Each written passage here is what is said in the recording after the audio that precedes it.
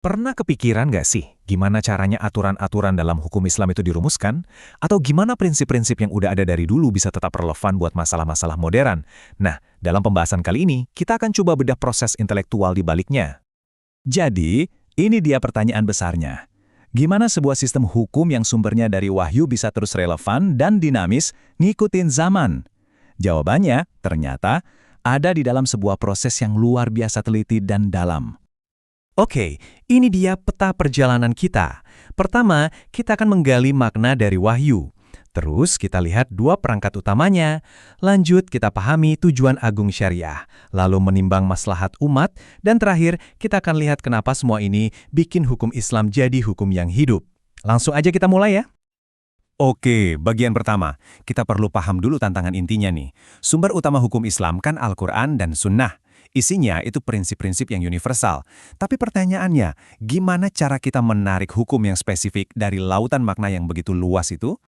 Nah, disinilah konsep kunci kita muncul, istinbat. Secara bahasa, kata ini tuh artinya air pertama yang keluar dari sumur yang baru digali. Wah, metaforanya dalam banget ya.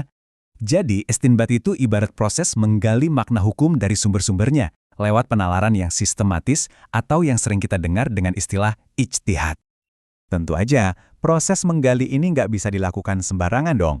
Para ulama itu punya dua toolkit atau perangkat analisis utama buat memastikan hasilnya itu akurat dan bisa dipertanggungjawabkan. Coba kita lihat perbandingannya. Di satu sisi ada pendekatan kebahasaan.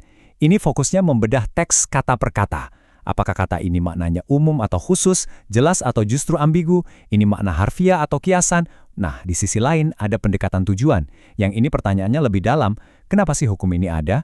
Apa tujuan besarnya? Pendekatan kedua inilah yang membawa kita ke jantung filosofi hukum Islam, yaitu maqasid asy-syariah.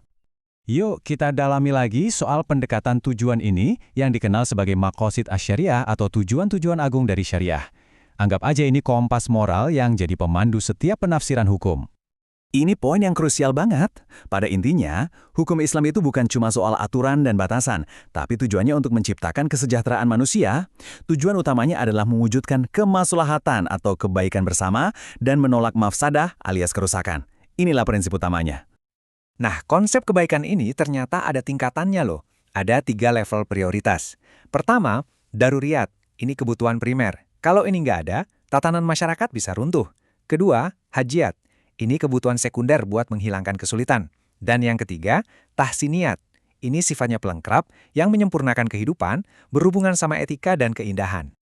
Kebutuhan primer tadi atau daruriyat itu diwujudkan dalam 5 tujuan inti ini.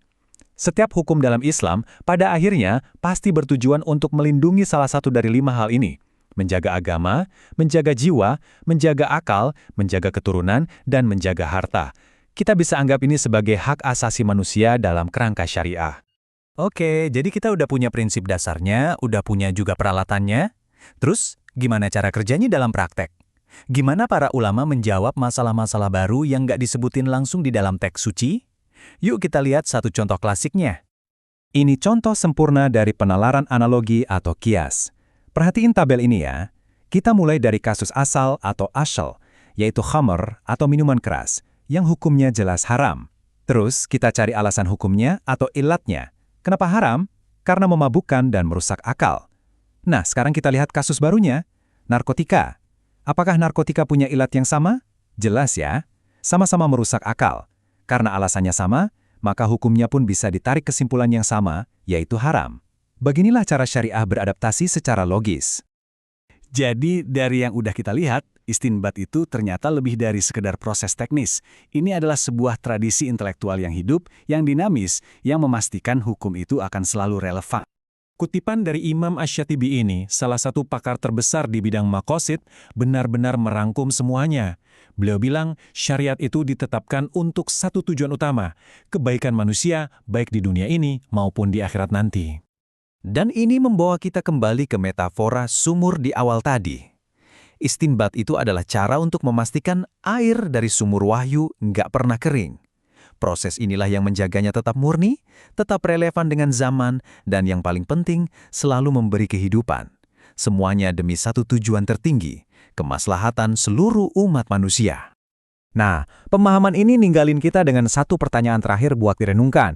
Kalau kita lihat lebih dari sekedar boleh dan tidak boleh, gimana seharusnya kita memandang peran hukum dalam tradisi manapun untuk membangun kehidupan yang lebih baik bagi kita semua?